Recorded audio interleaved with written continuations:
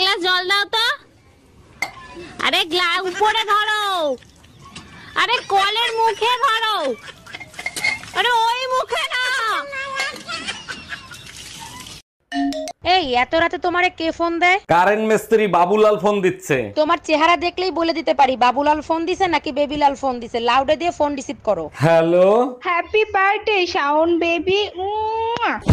জামাই কই তুমি? তাড়াতাড়ি এদিকে আসো। শালা শ্বশুর বাড়িয়েও শান্তি নেই। কে জাম্মা জান, আপনার মেয়ে কি মরে গেছে নাকি? এসব কি বলো জামাই? সকাল থেকে মেয়ে বমি করতেছে, যাও মিষ্টি নিয়ে আসো, সুখবর আছে। আরে কিসের সুসংবাদ? লেবুর রস করে খাওয়ান, সারা রাত বসে মদ খাইছে।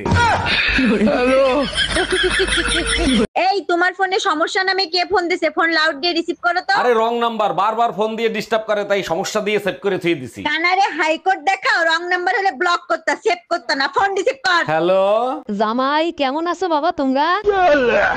খতম। এই আলুগুলো একটু ধুয়ে ফেলো তো। দাও।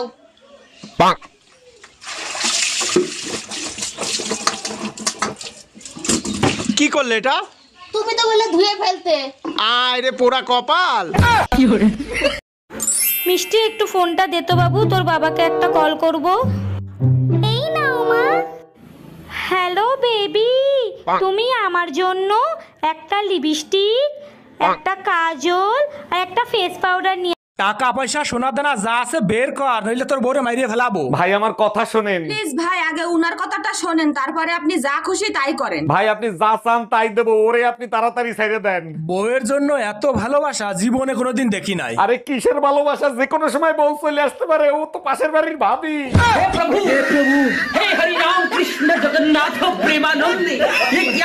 যাক, অবশেষে মহারানীর ঘরে আসার সময় হলো। তা কই গেছিলা তুমি? পাশের বাড়ির ভাবির সাথে গল্প করতে গেছিলাম। আর শোনো, এত কিছুর কৈফিয়ত আমি তোমারে দিতে পারবো না। অবশ্যই কৈফিয়ত দিতে হবে, কারণ তুমি আমারটা খাও, আমারটা পরো। দেখো, বিয়ের আগেও আমার ওজন ছিল 50 কেজি, বিয়ের 5 বছর পরও আমার ওজন 50 কেজি, তাহলে তোমারটা খাইলাম কোথায়?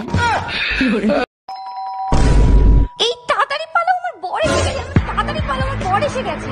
1 মিনিট, তোমার বর তো আমি, তুমি আমাকেই পালাতে বলছো কেন? আচ্ছা, তুই যদি আমারই বর হোস্টেলে পালাচ্ছিলি কেন, বাজে ছেলে একটা? এ স্বামী না, স্বামীর তো নাম ধরে ডাকা যাইবে না। দাদা শ্বশুরে বলছে স্বামীর নাম ধরে ডাকলে হেলে বলে অমঙ্গল হয়। তাইলে কি কইয়া ডাকবো, কি কইয়া ডাকবো, কি পাইছি? এ কুত্তা খাইয়ে যা। বাবু বাবু, তোমার বান্ধবীরা আসতেছে। ধরো ধরে এগুলো তাড়াতাড়ি আলমারির মধ্যে রাখো। কেন, তোমার বান্ধবীরা কি শোন নাকি? আরে না, ওদের জিনিসগুলো ওরা চিনি ফেলবে। তোর সংসার নেই, তুই থাক, গেলাম আমি বাপের বাড়ি। যাও, কিন্তু যাওয়ার আগে সুমন ফকিরের 600 টাকা দিয়ে যাইও। কিসের টাকা? আমি তো তার কাছ থেকে কোনো টাকা ধার আনি নাই। তোমার জন্য একটা তাবিজ আনছিলাম, বলছিল তাবিজে কাজ করলে টাকা দিয়েন। কি তুই আমারে তাবিজ করছিলি?